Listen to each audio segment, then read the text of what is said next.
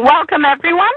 On behalf of BioIT World's Global Web Symposia and our sponsor, Content Analyst Company, I'd like to welcome you to how revolutionary machine learning advancements reduce complexity and drive discovery of valuable insights and relationships across disparate data sources and its impact on healthcare research productivity. My name is Elizabeth Lamb, and I'm your host and the moderator for today's event.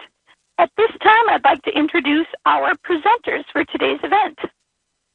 First is Mr. John Falahi, who is the Chief Strategy Officer for Content Analyst Company, a Washington, D.C. area company specializing in advanced analytics software for unstructured content. Prior to joining Content Analyst, he was a principal product planner at Microsoft Corporation, where he was part of a small team responsible for setting the Office product division's long-term product direction and strategy.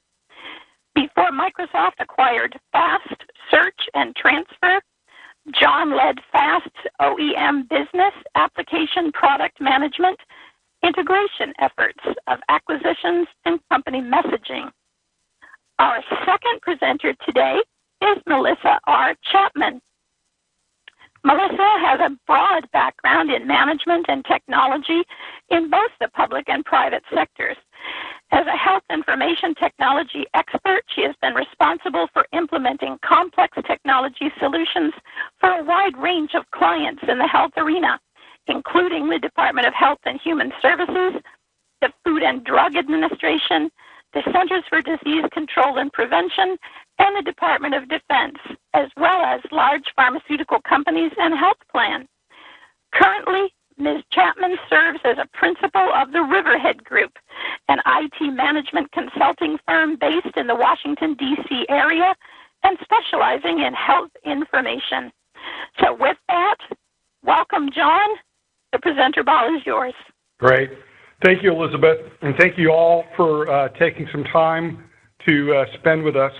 Hopefully over the next 45 minutes to an hour, we will cover a few topics, give you a demo, and answer your questions at the end as best we can. So what we're really going to try to do over the next 40 minutes is a few things. One is really try to work through the definition of big content. For us, we all work with it. It is the volume, variety, and velocity that's kind of rapidly accelerating because more and more information is digital. Second, our world is starting to change inside of most companies, and that is from the content mostly being what we looked at inside our four walls to now paid content that we get from other suppliers like Reed Elsevier and other divisions or other people doing research to what's available out there now on the web, both from your competitors up on their websites, universities, public journals, etc. And then that new growing area that we're really trying to mine so we can understand a little bit more of the pulse, and that's social media, where your marketing teams are probably spending a lot of time trying to mine and understand it. What we'll try to do is walk you through a little bit about some of the issues, some alternative ways to solve those issues, and then we'll couch it in two use cases, and then we'll kind of give a short demo of an alternative way that you might want to look at on how to solve those problems. And then again, we'll go back and try to answer what questions you have. So with that, I'll turn it over to Melissa. Melissa, could you give us a little, color on what we're trying to cover today? Thanks, John.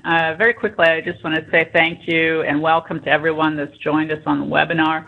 We have a lot of the largest pharma companies in the U.S. on the phone, plus emerging players, some technology companies, and I recognize a lot of the names on the list from having worked with you before. So I think you're really going to enjoy this webinar and get a lot of good information from it. We're all very familiar, as John said, with the challenges of dealing with big content in our industry. Specifically, we have massive information stores continuing to grow with a variety of formats. We have CTDs, we have journals, we have studies, and all kinds of data to support that narrative content. And that content comes from different places, either within your own company, from different departments, generated from marketing through science and discovery, and from outside your company, equally important content to access, especially from the health authority. As that content is generated, there's certainly an impact on the way words are used by who the author is. We have content being developed from around the world, and we have content that's been developed at different points in time.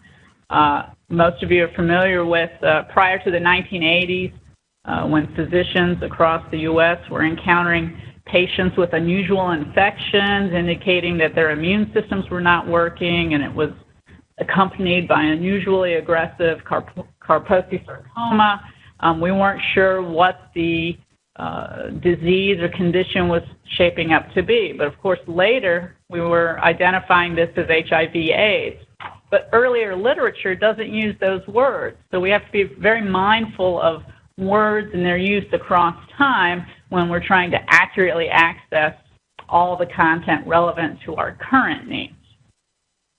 And lastly, there are a lot of tools we're using, and those tools are dependent, again, on a lot of dictionaries, a lot of ontologies, and how each of us and the different sources of content, how we use those tools. So again, it's all about being able to access the right information for the right problem.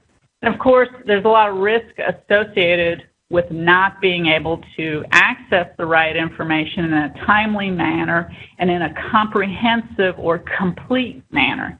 On this slide, you see just a few of the areas where we know it's incredibly important to understand with a high level of accuracy what's going on with our products, whether it's in the area of patient safety, in dealing with FDA and other health authorities, or just maintaining a competitive advantage over your competitors. And as we pull that information and monitor our own products, it really goes to the health and welfare of the firms we work for. As you know, your internal information, you're very diligent about using that to maintain your product safety or to develop new products and get those out the door. But you also have to be aware of what's going on outside of you. As FDA issues a new regulation or especially a new guidance, what you thought was a smart plan may have to change. So you have to be able to easily search for and discover the relevant information you need across these sources, and then review it and act on it, and spend most of your time acting on the information instead of looking for it. So maybe now we can spend a little bit of time on kind of what's going on and how the world has evolved and what kind of technologies you might want to use to kind of look at to advance the way you interact with all that information that we talked about. So a lot of people use different applications, but the real bottom line is there are two real costs that people have when they roll up a new application to go do things. One, that initial price that you pay for the application and all of the setup work. And for lots of applications, the setup work is transferring a lot of the knowledge that you have, whether it's the dictionaries, the synonyms, the taxonomies, the other types of information into the system the first time, so that rich experience and the ability to navigate and interact with the information is successful. Because at the end of the day, no matter what application it is, usually some kind of keyword-based search system is the core to that, and it needs those kinds of underlying dictionaries and word lists to be effective. The issue is that hidden cost that affects us all, and that is what's happened over time. Over time, that system seems to degrade in its quality of responsiveness, and it's because that people are not investing in maintaining those dictionaries or keeping them up. Or in some cases, as you add companies or through mergers and acquisitions or different divisions or looking across information, the way terms are used inside of one group or one company can have they can use different terms having the same meaning. And if they aren't added to the dictionary or synonym list, then you're not finding the information that other group has that could be highly relevant to what you need. And John, one good example of that, if those of you who have to file adverse event reports, think about how many versions of MEDRA you need to consider maintaining. Now, certainly some people on the phone have probably made the decision to only maintain the current version, and you update all the old reports or translate whatever was coded in a prior version of MedDrug to the current version. But I'm sure you asked yourself sometimes, are we losing a nuance of meaning or the intent of the physician or reporter as we update that content? And it's a give and take, a challenge between how much does it cost us to maintain every version ever of a standard, or how much does it cost us to simply update to the current one. And these are issues where there's not necessarily a best answer. It's not necessarily driven by the science, and sometimes, unfortunately, driven by the cost. Correct. So at the end of the day, the current systems are not bad. They're just, how do we maintain them cost effectively? And is there a better approach to make sure that we aren't missing things? And how do we go about it? So now let's spend a minute or two on a little bit of education, how some markets and some other industries have solved this problem with what they call machine learning. There's lots of different types of machine learning. I'm going to focus on two so we can give you some ideas of what they can do for you in different use cases. So one is being pretty popular right now and talked a lot about is predictive analytics. Oversimplified, and this is an oversimplification so we can get the meaning across, is it uses volumes of data to go predict a most likely choice or recommendation that is based on volumes of analysis that is done by people that have kind of interacted with that system or systems before. So if you go to Amazon, when you click on a book, for example, and then all of a sudden it recommends other books, it's probably saying, oh, here are other books in that genre, but here are ones that when one person was looking at this book, they also looked at these books. So it followed along. IBM Watson uses predictive analytics as part of its fundamental set to do the same thing. It is looking at hundreds and thousands in different areas to go look at across the data sets, across the interactions, and say, here's what is most likely next or the recommendation to happen.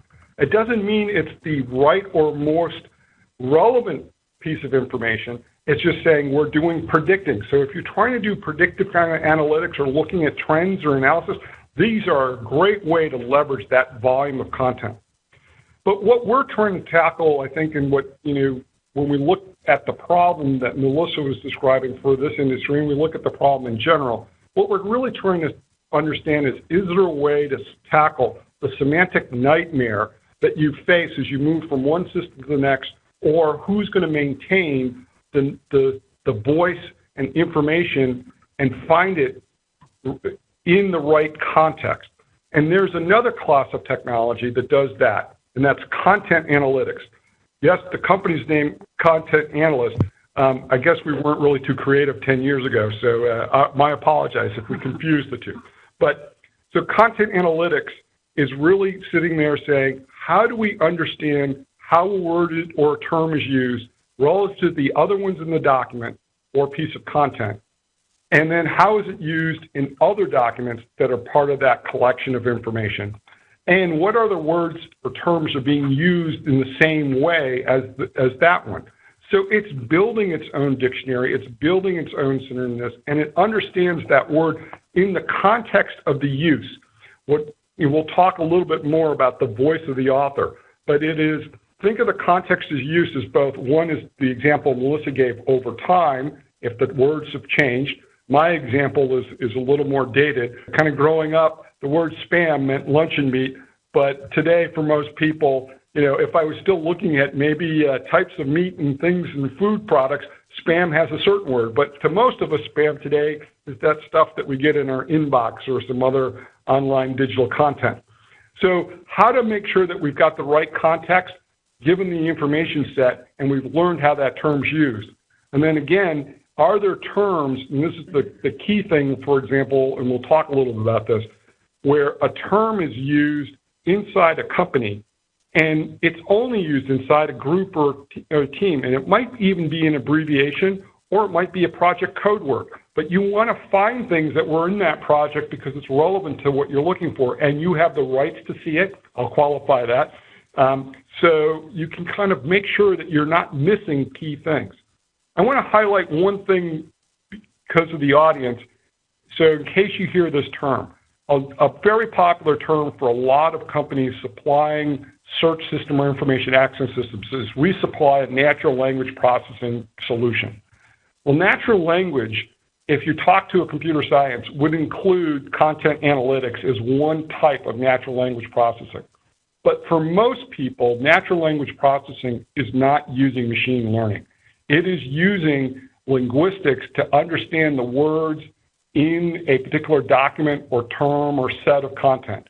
And it is using dictionaries, spelling lists, and fun terms in the linguistic words like stemming and lemmatization, where they're trying to find all the forms of the word so they won't miss associated words. But at the end of the day, it's still predefined relationships, predefined terms, and if your terms are not in there, the system can't leverage it. So there are multiple systems that say we've got machine learning or semantic understanding, but they're not, natural language or semantic understanding, but it's not machine learning. So we need to make sure that we've got the right kind of term and the right engine doing the job. So let's talk about this content analytics that's focused on that semantic nightmare that we all face. One of the key things it does, as we talked about, is identify the relationships besides the terms. So it starts to build those kind of relationships, identifies them so we can show them to you through visualizations or other tools depending on the application space. The other thing that it's really critical that it does is the one that we use is latent semantic indexing. It happens to be able to do fifth-order latent relationships. That's where the name came up. But what are latent relationships? It is going from something that you know and showing the path of how something else is related. So for many of us, when I see something that's relevant, I get it because I understand that relationship. Then all of a sudden there's a few words or terms or documents that show up, and I might not know that. That's where we start to get the correlation and the new insights, right? That's how people learn. That's how our knowledge base grows. We're really not so good mentally at cause and effect, but we're really good at correlating. I now have this point of contact and that point of contact, and now I see a relation to it. I get the correlation, and that's how our knowledge base grows. The other key thing is, as Melissa talked about, is the voice of the author. As we talked about, it's both over time, it's over across groups or teams, and it could be across disciplines where, one discipline uses the term one way, another discipline uses the term another way. This is really important so that the engine is spending the time doing that learning and building those relationships versus you trying to maintain the dictionaries, i.e. the hidden costs that many systems have. And if you're trying to deal with social media, God forbid you're doing it, because most of the stuff that you guys deal with is really nicely written by someone who does things with great grammar and great spelling. In the social world and some other documents, maybe not so much. And you want to have someone help you learn those things quickly. One of the other benefits of certain machine learning types, like what Content Analyst uses and a few other companies use, that it's an in-memory solution. It's designed for performance. It was built for mission-critical applications so that we could get the performance up far beyond any other way in order to deal with the large volumes of content before the term big content or big data became popular in certain other markets. And one of the things, it also, because it works digitally, it will work in any language, and we'll talk about that a little bit later. So those are kind of the key benefits. But what we're looking at is how do we use that to deliver a new solution? And we're targeting a very specific person in one sense, you all, plus your coworkers, right? Subject matter experts. So if you know the four kind of levels of, comprehension, we're targeting that last person. So, my favorite example is learning to tie your shoe, right? A young child, they're watching their parent try to tie their shoe. They don't get it. They're unconscious incompetent. They then get taught by their dad or their mom how to tie the shoe. They still don't get it, but at least they're a conscious competent. They get that tying the shoe is important. They just haven't gotten it down yet. Then after some practice, they become a conscious competent. They understand how to tie the shoe. They have to think it through, but they really kind of got it. Then all of a sudden, after a while, they become an unconscious competent. They got it. They don't have to think about it. It's already there. subject matter experts have built that pool of knowledge where they are that unconscious competent. They understand that, and their world of knowledge is growing, and that surface of the unknown knowledge is also growing. And there's where they want to kind of learn more. They always are driving to learn more. They have an understanding of something, so they'll know when something's relevant. So, but the problem they face is, as we talked about, with all these different types of content types, all the different sources, all the different speeds coming at them, how do they get to find the most relevant content in a consistent user interface and a consistent navigation experience? And so, what we need to also look at is how quickly can you get up and running and have, at the end of the day, the ability to make you feel confident that you're getting authoritative results out of the system. So this area is, roughly called discovery support solutions. It's a new class of solutions coming out in the marketplace. And Content Analyst has one called Cerebrant, and I'll do one side announcement today that we have a version called Cerebrant for Pharma that has some extra content sources, and we'll give you a short demo of that at the end of the talk. But what is unique about Cerebrant and unique about these offerings? It is a web-based solution, so that means you're up and running quickly and efficiently. 2, it's leveraging machine learning, but it's implemented by the experts that have been using it for decades. 2, the use of that machine learning, to reinforce the second point, is you don't have to worry about the underlying work, that the system is running like your computer assistant, at high speeds. It's learned the information set, it's understand the relationships, it's going to expose those to you. So as you go in and hunt for information and you put in a query, and one of the unique things about this approach is a query isn't a few words. It can be a sentence, a paragraph, or a whole document. If that's conceptually what's important to you, to find other things like that, or the most relevant things to a paragraph in a document, or the whole document, or just a small piece, not a few words, the system will actually work effectively that way. Cerebrant is designed that way.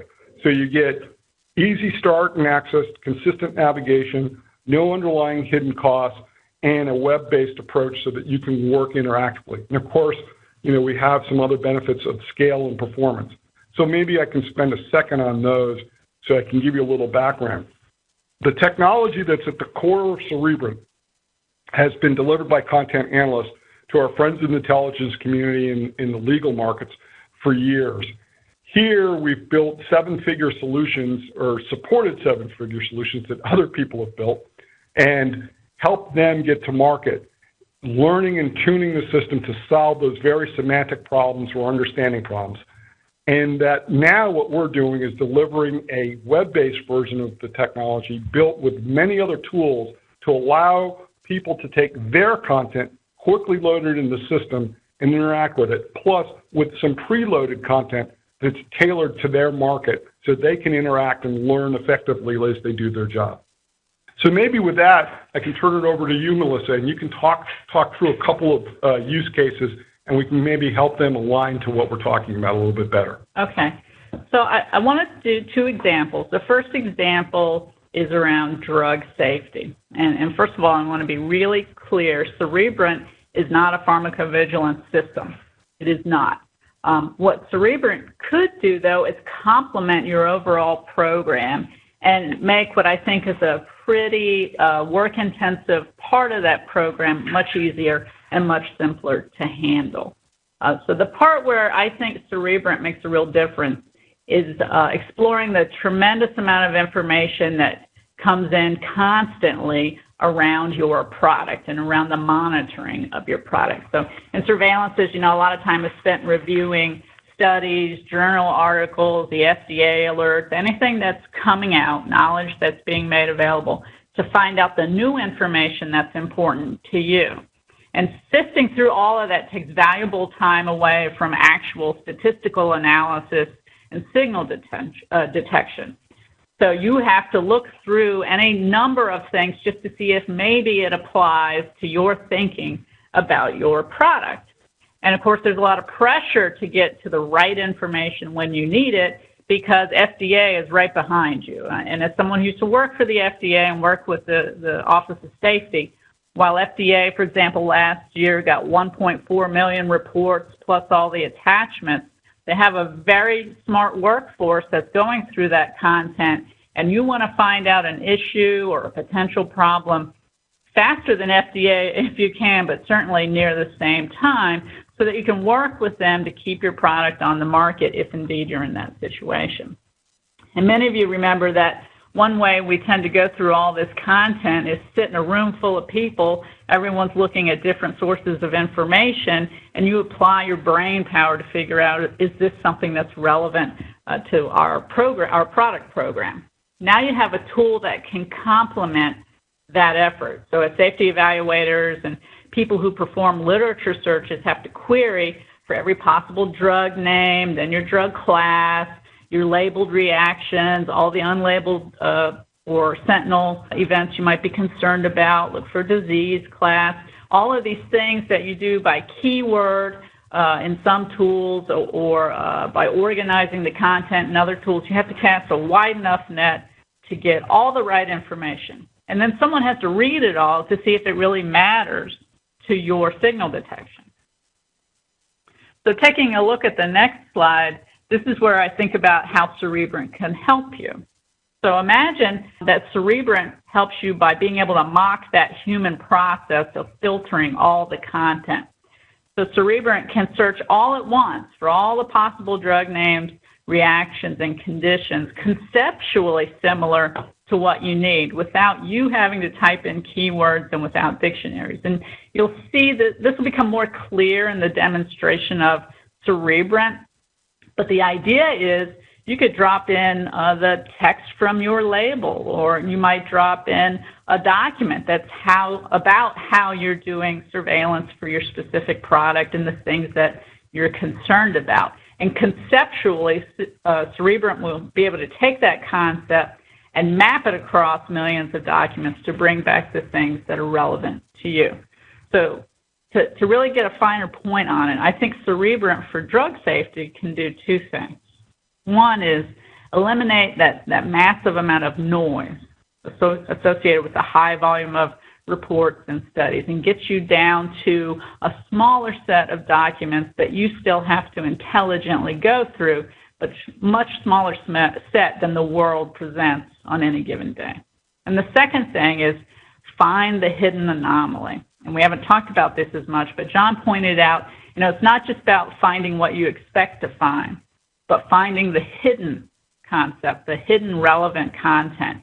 So you can find that one report or that one study that's still very important to your analysis. And again, the idea is that Cerebrant helps you shift all that time you normally spend reviewing content over to the other end of the process where you're doing real signal detection across critical events. Another example, again, there are a lot of different ways you might use this technology, but let's think about regulatory intelligence. Again, another very broad area of information availability. And in many pharma companies, the culture talks about regulatory intelligence being the job of every employee of the company. And it certainly requires the consumption, review, and analysis of many, many sources of information, regulatory changes, new safety issues, competitive intelligence, and then, of course, emerging science around manufacturing issues, chemistry issues, anything that's informing and improving the critical path. But ultimately, regulatory intelligence is about being able to plan and take actions advantageous to your company in a timely and well-informed manner. And from a practical perspective, it's just not possible to read and review everything out there that might be helpful to how you run your company, how you make decisions about discovery, how you do post-marketing. But nonetheless, these are real risks if you don't do the best job you can in this area. So again, thinking about how Cerebrant applies, it can play a major role in reducing the risk associated with missing critical information. Similar to our drug safety discussion, Cerebrant allows you to access the information you care about most based on the concept you provide, so that you spend expert time on strategy and action and not doing research across such a large volume of content. And the way that Cerebrant for Pharma has been assembled and designed is really one-stop shopping for the emerging knowledge in our industry. And again, I think you'll see that in the demo, so that it lets you cull through all of that down to what you really need instead of having to use keywords in multiple tools to get to what you think you might need. So I think this is a good time to look at a demo. See what we're talking about? Hopefully we're seeing a web browser and a front end. But let's start with a little different spot.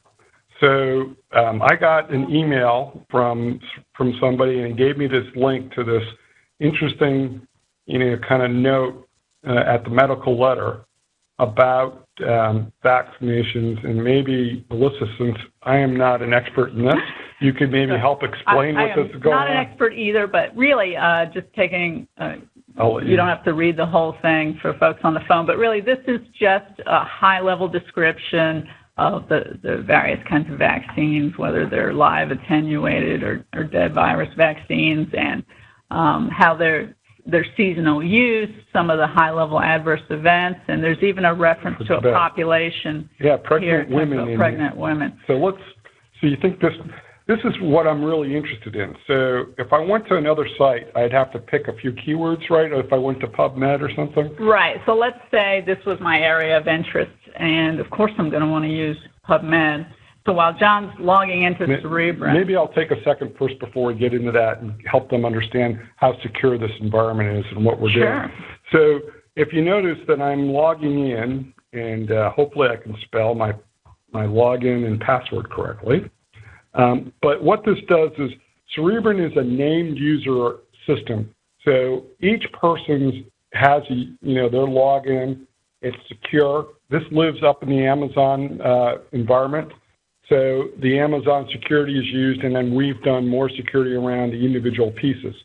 If you notice when I log in, what's over here on my left-hand side, my right and my left are always tough to associate. I have to move my hands. Sorry, folks, I'm talking to myself again. The issue is the workspaces are the different collections of information that Cerebrant has processed. What I'm showing here, what comes standard out of the box. But if you notice, there's space, and we could probably have plenty more, and you can have as many as you like workspaces. And each one of these workspaces is what you've decided to upload out of your systems or off of your desktop. So the other thing that's interesting about it is you could have a manager that could basically determine we've got 7 or 8 workspaces, but I only want 3 people to see all of them, and only 2 people are allowed to add content or create workspaces. And that's a whole control system that's set up, and we won't spend time on it, but that's...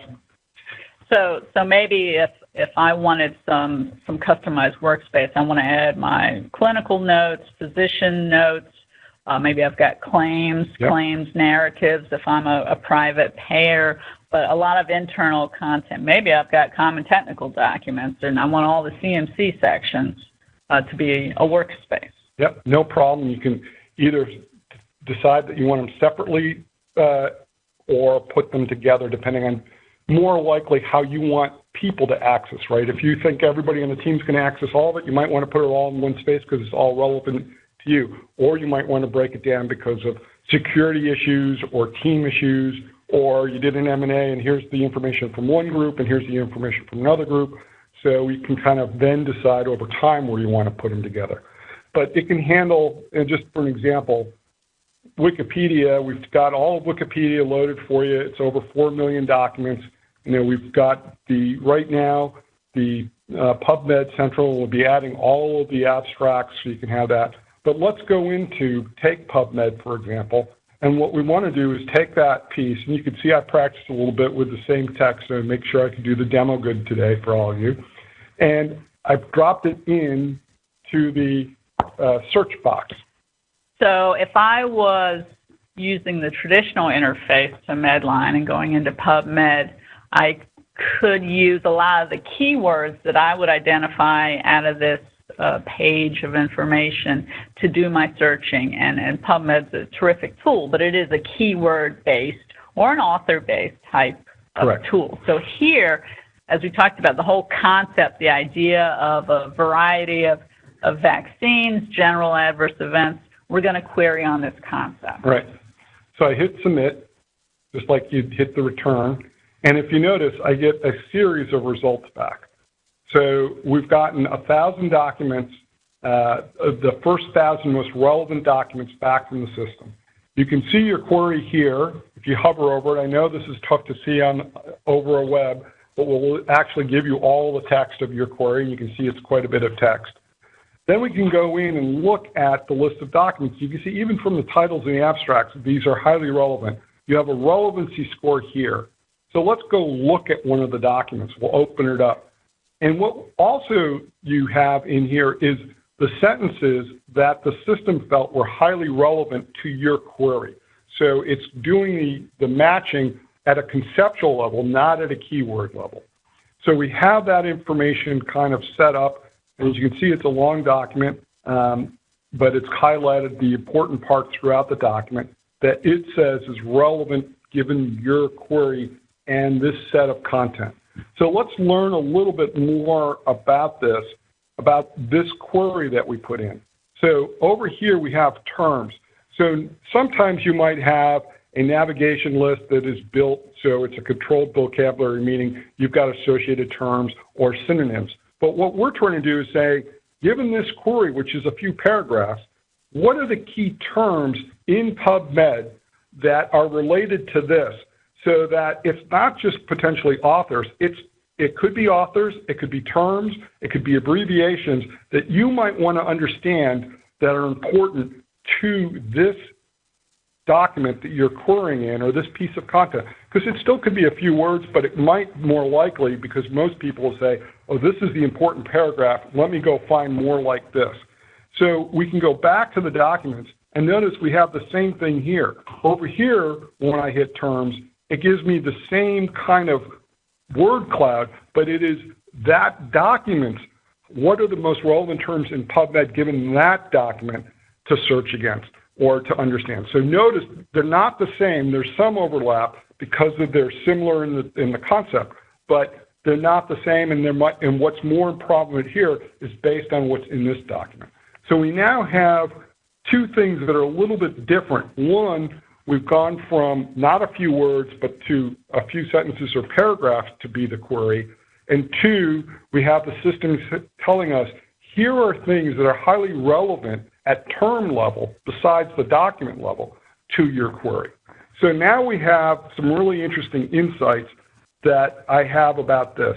So one of the things that you can go do is I might be interested in finding a little bit more about, this collection of documents. Well, I can look at the conceptual tags or the content tags. Those are interesting. But let's go take a look at authors, for example. Well, we can see there's, of the 1,000 documents, there's a lot of them with two authors, but there's a bunch of them where there's a couple authors are really popular. So Benjamin seems to be the most popular author. He's in the darkest blue. So if we click on Benjamin, if you notice, we still see who else is related, who are other authors that are on the same papers with Benjamin, but I went from that 1,000 down to 25. If I go... And John, I just wanted to comment, this happens to be authors, but with the functionality that Cerebrant for Pharma is presenting, this could be reactions, this could be diseases, this could be a number of specific terms that could be tagged in the content, depending on how the content comes. Correct. So if we go back to the documents, we now see a different document at the top of the list. It has a lower relevancy score, but if we notice over here in bold, Benjamin's been highlighted. So, and down below, you notice we've added him as a filter. So one of the things I might want to look at is that I notice that Stephen Turner is a coworker of mine. I'm just making this up, but I have Stephen Toole, who's online, who's my vice president of marketing. So we'll let Stephen use that name. And when I pick Stephen, we notice that there's only this one document that is from Benjamin and Stephen. And to quickly go back, I can unclick that, and I now notice it went off the filter. So I think one thing I want to point out in the big picture, we just went from an idea or a concept we found in the external literature, went through several 100,000 documents in PubMed, but we really mocked the process that a human being goes through when you're perusing the literature. It's not a casual perusal, but one that can be driven by your real-time review and assessment of what's important in what you're seeing, and you're able to very quickly navigate to what's important to you. Correct. So we can even turn off Benjamin, and you notice we're now back up to that full 1,000 in this top document. And you might read this document and say, this document is really interesting to me, versus my original query, which started my thought process. But like the human mind, I've jumped from one thing to this. Now this is really what's interesting to me. And I just want to see, what else is in PubMed. So I can quickly go and look across, and now I'm starting to see other highly relevant documents to that one. Notice that one's 100% because it's a perfect match to it. But the rest are highly relevant documents. And you'll notice that John clicked on a document about influenza vaccine use in pregnant women. So further down, you see things about transmission of antibodies, things that don't necessarily have the keyword pregnant, but are certainly about maternity, transference through childbirth, et cetera. So highly relevant content. So let's take this document and do something a little bit different. And let's go to the FDA guidances, which Melissa tells me is important to go look at. So imagine, if you will, most of us, if you are concerned about developing your submissions and being compliant with the FDA, you're keeping up with the guidances all the time. And when a new guidance comes out, you read it and you learn how to apply it. But you also have to sort of go backwards. You have to have an issue, an incident, an event, a finding, and you say to yourself, well, is this reportable? How do I capture or describe this content in a submission? Do I need to do a submission? And it can be challenging to say to the compliance folks, okay, tell me all the right guidances I need to follow. This is a way of working backwards from concept to all the applicable guidances to your concept, so that compliance is not automated, but certainly finding what you need to be concerned about is a lot easier. Right. So here in the system, we have the title and the body of the guidance. But if you notice over here, because it's a public site and we've captured the URL with it, we can immediately just click on the source link and we get right to the URL on the page. Now, this could also work on internal content, assuming you have the rights to go to that and the security clearance, because some things might be in a system that, you don't have the rights to. And, but why I skipped over the first one, it's just a different view. It's another document, but it can get you to the system just as quickly, and I can just shut down the tabs here and go back to my work. So let's, given the time, let's spend one more minute on one other kind of thing. And there's a collection here called the Pharma Industry Watch. And instead of searching in this one, here we've gone through and gone across about 30 plus top pharmaceutical company websites. They're public information, that's been harvested and put into a collection and enriched in our smart way. And instead of doing a search against it, which we could do, let's go kind of learn about it. So what does this approach do? We've just gathered roughly about 9,000 pieces of content in one day and organized it. And what the system has done is automatically organize things as best it could conceptually. So we can start to see the whole large collection is about 17 clusters, and it's got some titles. Then you can kind of drill into any one of these and start to see it, and as you drill in, you can see more. But let's back up, because quite honestly, this circle view drives me nuts. And let's go look at a slightly different view. It is the same content, right? But now I get a larger feel of, here are kind of the key things in this very large bucket, but as I look down, there's some smaller buckets, and I still get a good view. And notice, by the way, we also have Chinese just hanging out inside.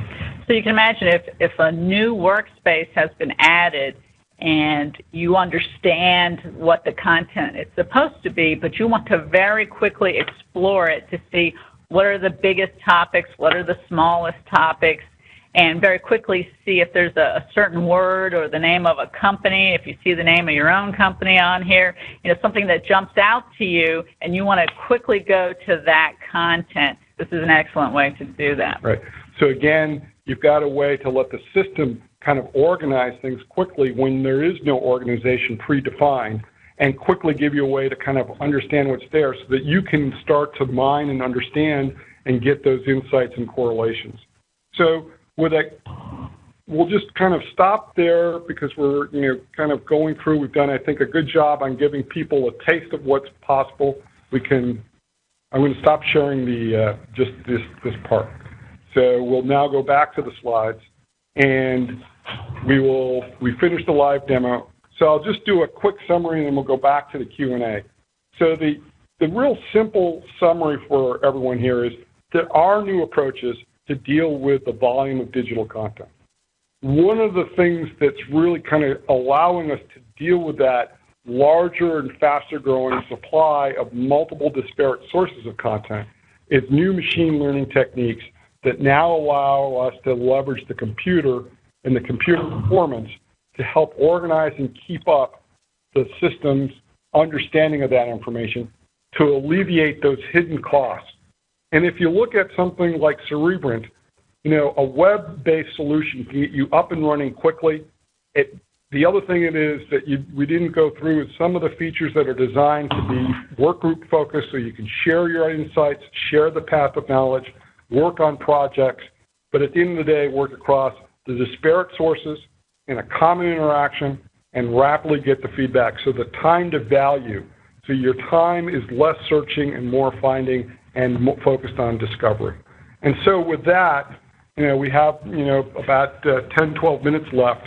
We'll open it up to Q&A.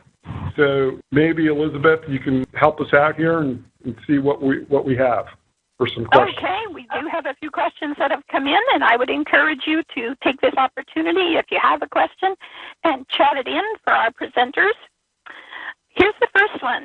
Is it possible to combine controlled vocabulary like MEDRA, ATC, while you're navigating the hierarchy or clusters, reactions, products, and ingredients? So the answer is yes. There's a way to do that.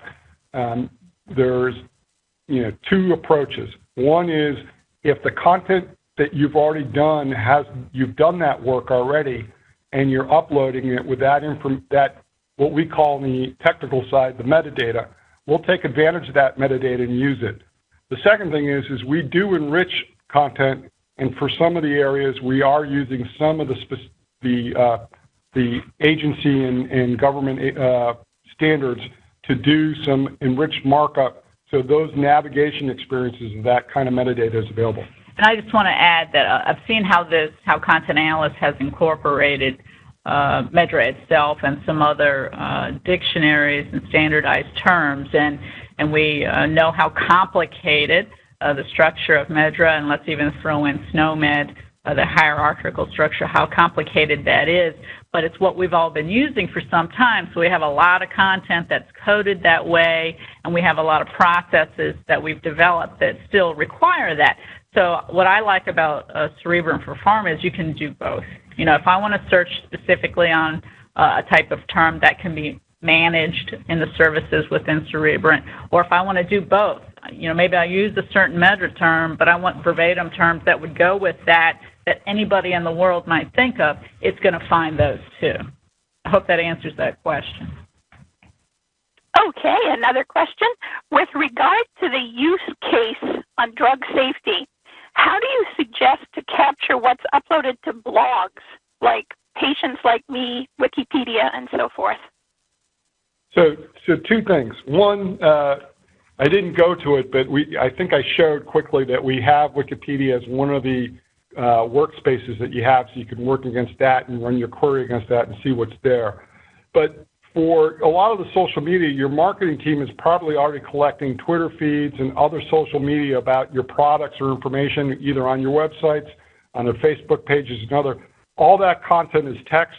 You can create a workspace and give your marketing team access plus yourself access to that workspace, and then they can go mine that just as effectively as we did any of the other ones.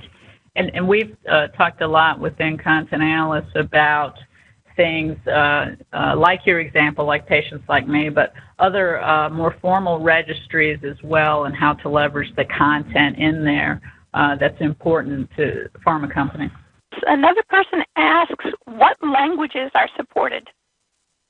Oh, that's a great question. So the core technology, and it can support any language, and the system, because we're using some other smart markup and other text analytics tools, supports 250 languages. That's fundamentally every major language used electronically in the world, and a bunch of the minor ones too. Because we have picked technology that we have used with other partners to supply our friends in the intelligence community and other communities globally, we have the ability to solve, work with over 250 languages. Wow, that's pretty impressive. A great question. Okay. This person asks, what content repositories are included? Yeah, that's a great question. There are, in the base version for any market, we include all of Wikipedia and a global news feed that takes a lot of different, global news sources, the public content, and we update those.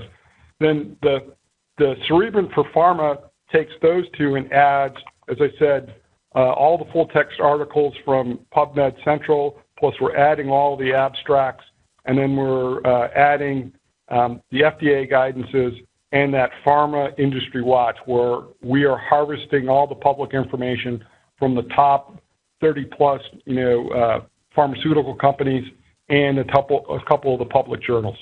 So you're going to get those 5 workspaces kind of the minute you sign in. Those are live and active for you to work on, and then you can upload content, as much as you like. Okay. What plans do you have to add more content repositories in the future? That's a great question.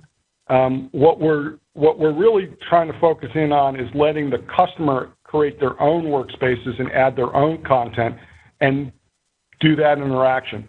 As we talk to more and more customers that come on board in different industries, if there's something that is really common and popular, we can go and that they're all going to use it. We'll work with the customer base to figure that out. But right now, that's what we're starting with. And the real focus is to get the user content in there so that they can learn more about their content and interaction, which is really the key. As I always call it, your own information, once it becomes a month or two old, you read some article and it becomes hauntingly familiar that you read something and you go, I know we did something about this. Now, where the heck is it? And that's one of the beauties of where Cerebrant can help you. Ah, okay. We have a logistics question. How long does this take to install? Yep. Well, I like that question. One of the reasons why we went with a cloud-based solution is the minute you get done with our salesperson, they give you give them the names of people and the initial passwords you want them to have. They will be sent an email with their login and password. They can go then and change the password. And they are up and running with what you get out of the box. There is no delay. And that's one of the beauties of the design and the system.